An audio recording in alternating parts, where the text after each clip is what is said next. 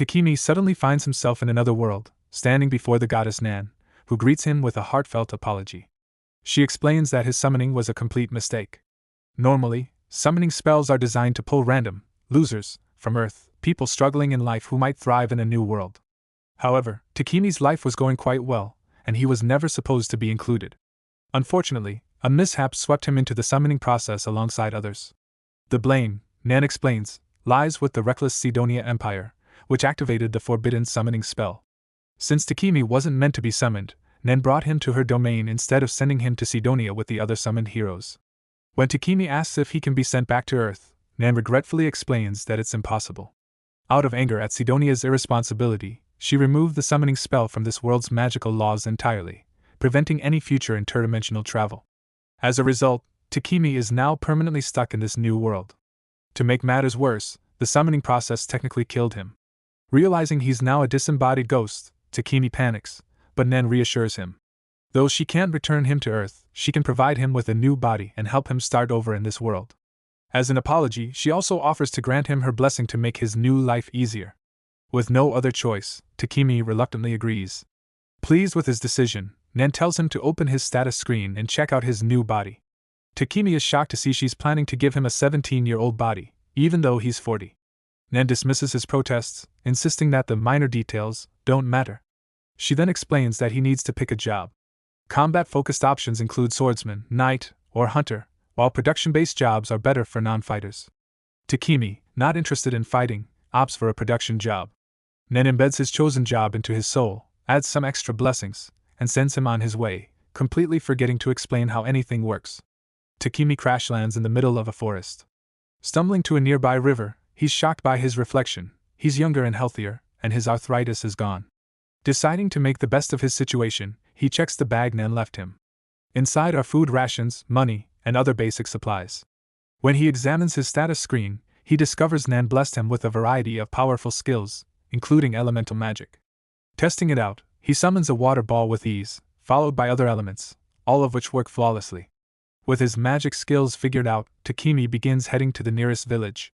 Along the way, he notices a peculiar stick lying on the path. Using his appraisal skill, he identifies it as train wood, a material from a wood monster useful for crafting magic staves and spears. Curious, he uses his modeling skill to carve the wood into a spear, which works surprisingly well. Encouraged, Takemi scans the area for more resources, discovering numerous useful plants. Although his bag can't hold them all, he remembers his item box skill, which lets him store everything effortlessly. Suddenly, Takemi hears a scream. A little girl bursts out of the bushes, begging for help as a massive horned rabbit chases her. The rabbit charges at incredible speed, nearly skewering him. Panicked, Takemi blindly thrusts his spear, accidentally stabbing the creature in the head and killing it instantly. Stunned, he assumes it's thanks to Nan's blessing, though it was really just dumb luck. Afterward, Takemi is automatically granted the job title of warrior. Much to his dismay, he'd specifically avoided combat roles. The girl, introducing herself as Lila, thanks him profusely and offers to guide him to her nearby village as a gesture of gratitude. Reluctantly, Takemi agrees, realizing his new life has only just begun. Takemi tries to avoid combat altogether but sets his concerns aside to check on the little girl, who introduces herself as Molly. She explains she's unharmed but got into trouble while gathering herbs after wandering too far from her home village, Bor. Hearing about the village, Takemi grows excited and asks if he can go there. Molly agrees to guide him but points out that the rabbit's meat is delicious and asks if he plans to take it. Not wanting to waste it, Takemi stuffs the rabbit into his item box, inadvertently revealing his skill. Though he had intended to keep it a secret, he resigns himself to the slip-up and follows Molly toward the village. Meanwhile, the other summoned individuals arrive in the Sidonia Empire, completely disoriented. While none are injured, they're confused about where they are. Soon, a woman approaches them, addressing them as heroes, and explaining they've been summoned to save this world. She introduces herself as Empress Elizabeth of Sidonia. However, her demeanor raises suspicions, and Ein, one of the summoned, instinctively distrusts her. Thanks to a unique blessing from the goddess Nan, Ein possesses the skill Revelation, which allows her to sense the truth. Her gut feeling tells her that Elizabeth is hiding something and cannot be trusted. By the time Takemi and Molly arrive in Bor village, her parents, Bunga and Martha, greet them warmly, thanking Takemi for saving their daughter. Bunga introduces himself as a village hunter, while Martha runs a small herbalist shop. They assume Takemi is a responsible traveler and ask how they can repay him. Takemi explains that he has nowhere else to go and asks if he can stay in the village for a while. Though Bor lacks an inn, Bunga and Martha suggest the villagers could build him a house. The entire village gathers to help, and Takemi, wanting to contribute, uses his earth magic to flatten the ground for the foundation. It's his first time using magic on such a large scale, and the effort nearly drains all his mana, leaving him lightheaded. The villagers are astonished by his abilities but reassure him that he did nothing wrong. With the foundation ready, they quickly assemble a small but cozy house for Takemi by the next morning. Settling into his new home, Takemi uses his carpentry, blacksmithing, and sewing skills to furnish it. He also decides to test his alchemy skill using ores he received from Boran, the village blacksmith. Starting with iron ore, Takemi extracts it into iron ingots using alchemy, a process that would normally take hours with a furnace but is instantaneous for him. However, the mana cost is immense. Thrilled by his success, he resolves to process as many materials as possible for future use. Hours later, Molly visits to bring him dinner but finds him collapsed on the floor from severe mana depletion. Panicked, she calls her parents, who give Takemi a recovery potion, saving him just in time. Though grateful, Bunga and Martha warn Takemi not to overexert himself again. Takemi promises to be more careful and continues practicing alchemy in moderation, producing iron, copper, and even gold. Using these materials, he collaborates with Boran to forge tools and weapons, including an exceptional blade. Once Boran crafts a sheath, the sword will be complete. With his blacksmithing skill reaching level 40, Takemi decides to focus on other areas of his training. Later, Takemi approaches Bunga to borrow a few potions, explaining he needs them for an experiment. Though the potions are basic and not particularly strong, Bunga happily agrees, setting Takemi up for his next adventure. Takemi is still adjusting to his new life in the other world, and while his focus is on making progress, his recent adventure has brought new revelations. One day, as he's carefully working on crafting potions, Takemi asks Bunga for an example potion to use as a template for his own creations. Bunga, impressed by Takemi's initiative, gives him a basic potion, but he mentions that these are simple and not the highest quality. Takemi plans to use the herbs he collected earlier in the forest to craft a superior version. Takemi carefully prepares the potion with hylock leaves and water. After following his process step by step, he pours the potion into a jar and compares it to the one Bunga gave him. Both potions are blue, but Takemi's creation is noticeably more vibrant and appears to contain traces of magic. While impressed by its appearance, Takemi is unsure if the potion is effective and decides to test it. To build up his tolerance to potentially poisonous substances, Takemi starts a dangerous experiment where he eats anything questionable he can find and then uses healing magic to cure himself, when necessary. After a few hours of this reckless behavior, he feels horrible but also gains a new skill, purification. Takemi sees it as a positive, though it was a tough way to learn the skill. Just as Takemi is recovering from his experiment, he hears a noise behind him. A massive boar is charging at him, and he prepares to defend himself with his spear. However, the spear breaks on impact with the boar, leaving Takemi defenseless. Desperate, he uses every type of magic at his disposal, but none seem to affect the boar. Things get even worse when Takemi notices a poisoned spider sneaking up behind him. Realizing he's cornered, Takemi waits for the worst, but surprisingly, the spider doesn't attack him. Instead, it targets the boar, causing it to miss its charge. Despite the spider's assistance, the boar keeps attacking. With little time left to react, Takemi finally uses his alchemy skill on the boar's head, breaking it down and securing his survival. Once the danger passes, Takemi checks on the spider, which was badly hurt during the encounter. He decides to heal it, and when he does, he receives a notification saying he has tamed the spider. He is stunned, as he didn't know it was even possible to tame a spider. Despite the risks of keeping a dangerous monster as a pet, Takemi feels a strange attachment to it and names the spider Maple. Takemi then heads back to the village with Maple and proudly shows off the massive boar he managed to kill. The villagers are in awe of his strength, but their amazement grows even more when they see Maple, the poisonous spider he has tamed. They have never seen anything like it before, and Takemi's abilities leave them in awe. To share his victory with the village, Takemi suggests that they divide the boar's meat, as he can't possibly consume it all on his own. That evening, the village throws a grand feast in his honor. As everyone celebrates, Bunga approaches Takemi with some valuable leftovers from the boar. He suggests that Takemi sell the boar's remains and Maple's silk at the nearest city, Bolton. Takemi agrees, deciding that Bolton will be his next destination. Meanwhile, Nolan, the goddess who helped Takemi, watches his progress from afar. A fellow goddess asks Nolan about her motives for giving Takemi such special treatment, considering she gave him a unique body, a blessing, and even sent him back an entire year before Sidonia activated the summoning spell. Nolan simply replies that she isn't pursuing any specific agenda, she's merely following what she believes to be the right thing to do. The next morning, Takemi wakes up to find himself tied to his bed.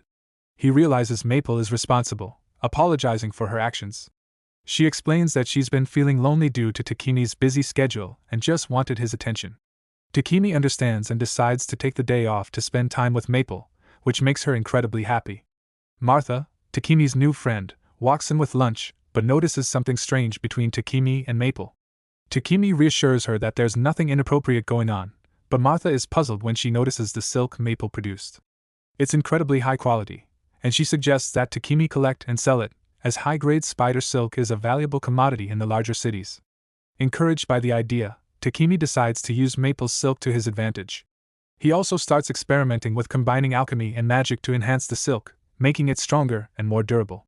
Takemi is thrilled when he succeeds, creating a batch of silk that's not only lightweight but also resistant to cuts and burns, ideal for crafting armor or high-end garments. The process is slow and labor-intensive, meaning Maple won't be able to play with Takemi for a while. Takemi, while disappointed, is understanding, knowing he has his own tasks to attend to. Takemi prepares to leave the village, but before he goes, he heads to the forge to meet with Boran and improve his blacksmithing skills.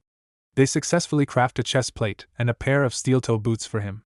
Boran jokes that the boots might come in handy if Takemi ever needs to kick something, but Takemi clarifies that he isn't interested in fighting.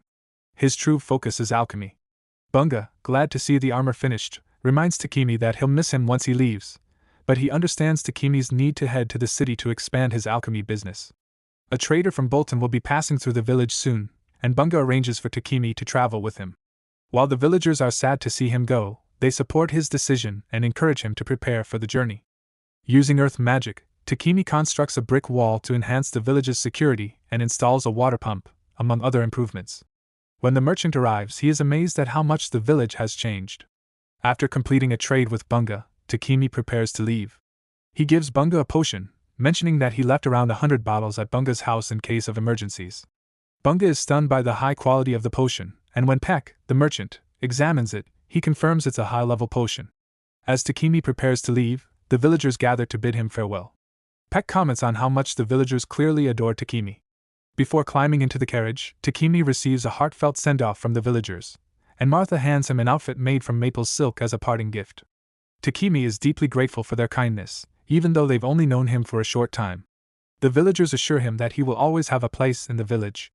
As Takemi and Peck set out for Bolton, Takemi reflects on the bonds he's made with the villagers, and Peck remarks on how warmly the villagers regard him. The journey to Bolton has begun, but Takemi will carry the village's memories with him as he steps into the next chapter of his adventure.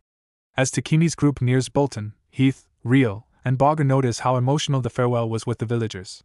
It's clear that Takemi has become like family to them, which deeply touches Heath's heart.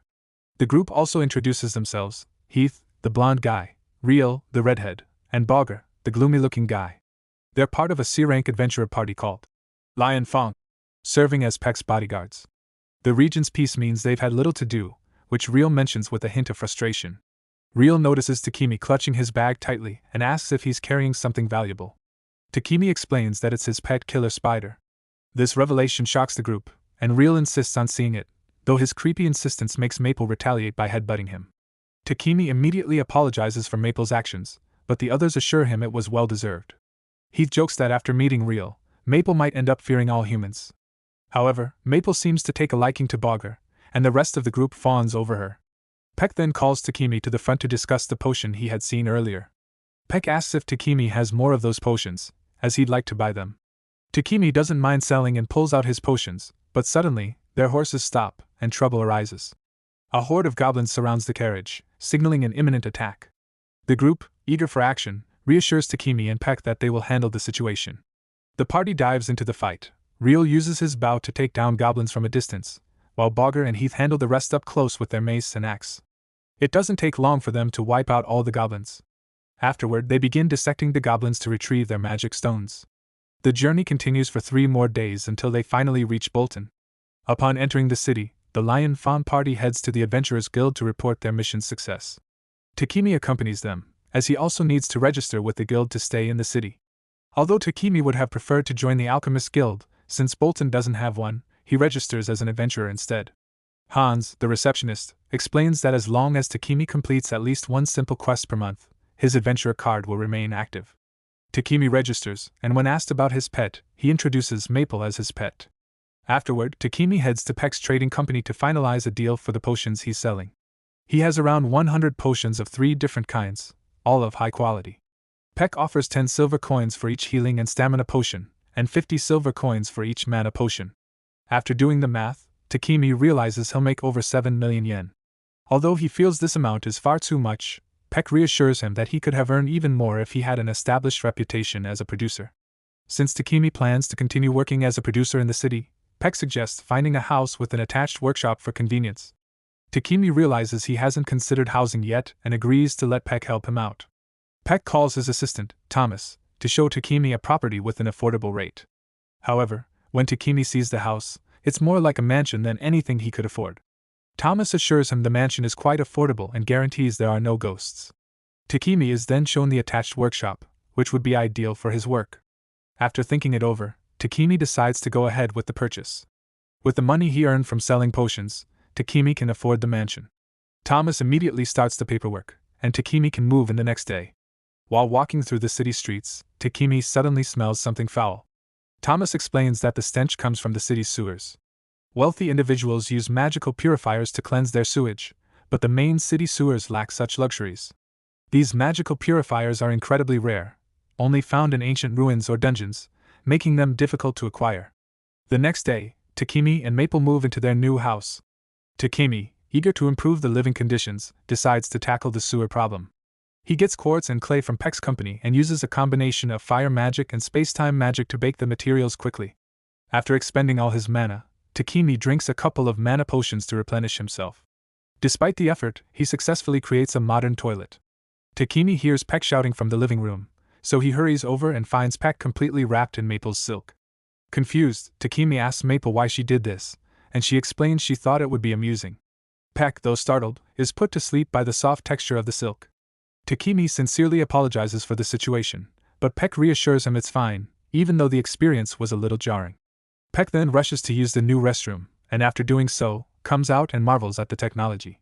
He asks what this amazing device is, and Takemi explains that it's a toilet with a magical purification system that breaks down waste into inorganic materials, which are then flushed away.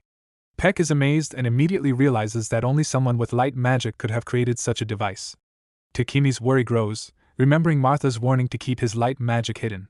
He asks Peck to keep it a secret, and Peck agrees but is so impressed that he asks Takemi to make him 100 more of these toilets. Takemi hesitates, as creating just one was a lot of work, but agrees as long as Peck provides the materials. Peck then proposes something unexpected, a slave contract. Takemi is taken aback by the suggestion, as he has no intention of owning a slave. Peck explains that having a slave would help Takemi keep his magic abilities secret, as they would be bound to secrecy by the contract. He explains that light magic is incredibly rare and would attract the attention of the Church of Divine Light, an organization that monopolizes purification magic. If they found out, Takemi could be forced into working for them. Peck believes that the safest option would be for Takemi to have a slave to assist him in making the toilets while keeping his abilities hidden. Takemi refuses, insisting that he'll manage the work on his own. However, Takemi's guild card suddenly glows, signaling that he needs to complete a verification quest to maintain his adventurer status. Realizing he won't have time to finish the toilets by himself, Takemi reluctantly agrees to purchase a slave. Peck takes him to Milan Trading Company, a well-known and ethical slave trader. While Peck negotiates for a good deal, Takemi steps into the garden and is drawn to its beauty. In the garden, Takemi spots an elf girl sitting on a terrace.